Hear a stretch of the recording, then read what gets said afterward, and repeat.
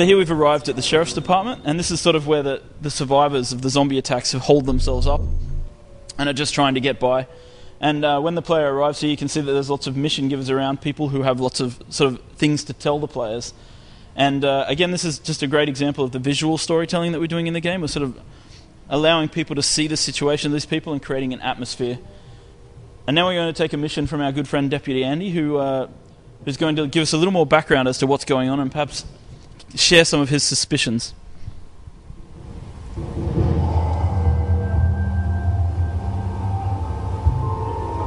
Now, the Walking Dead? I can wrap my head around that. They're dead folk, just walking is all.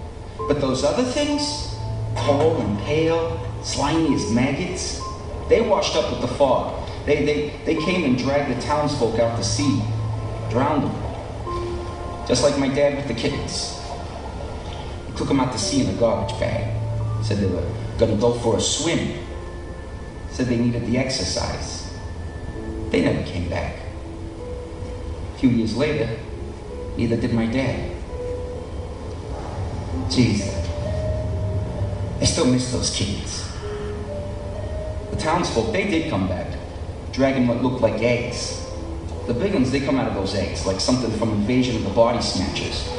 They're littered all over the place and guarded. And I'm thinking to myself, Andy, that's got to mean something. That's got to be a clue. Why keep an eye on something if it ain't valuable? That's police work. That's deduction, plain and simple. So I'm thinking, what came first, the maggot or the egg? Obviously the egg, right? Okay. So Andy has obviously got some theories about where how the zombies and the Draug interact. He obviously has shared this with the player. Ragnar's just going to skip ahead now and meet up with the rest of the team, who are already down by the waterfront, so we're just going to jump ahead to that. This is the area map, the region map in our game. And I'd also like to point out that the cutscenes in the game that you're seeing here can be skipped quite easily just by pushing escape. So there's a lot of players who sort of like to just get right to the action, and we've given them that option as well. Though, of course, it really hurts our feelings that they don't want to listen to our writing.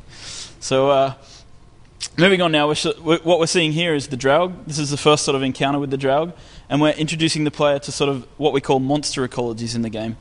And monster ecologies are a part of our philosophy with creating this dynamic open world for players to really enjoy. And you see here that, like, obviously we have the eggs, the pods that Andy was talking about in that cutscene, where you have the sort of you shoot the pods and the Draug are inside the pods. And so what's very interesting about this is that players can basically destroy all the pods on the beach, and then the pods don't respawn. There's actually a population mechanic which is about repopulating the spawns of the pods on the beach. So as we head out here into the ocean, you might get a chance to see these female Draug, the ones with the tentacles. They basically infect zombies and turn them into these pod bearers. Okay, so you can see this guy looks like one of the pods, right? So zombies turn into pod bearers, basically incubators, if you will. And then they go into the beach and they collapse and they form pods on the beach. So there's this continual invasion of the Draug based on the players interacting with the content. And what's really interesting about this dynamic is that players can actually come out here, bring a group of friends, and kill the females, prevent them from creating new Draug, and therefore they dynamically change the environment, not just for themselves, but for the other players in the game. Alright, and so now we're going to show you another boss fight, because the Draug Lord shows up when people start messing with his women.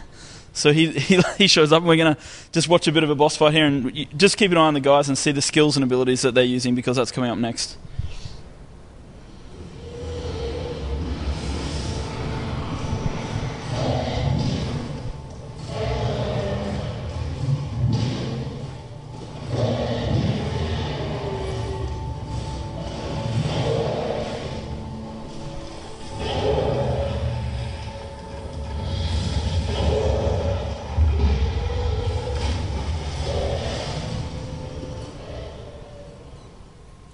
Alright, so as you can see, the guys are using shotguns, they're using pistols, they're using assault rifles.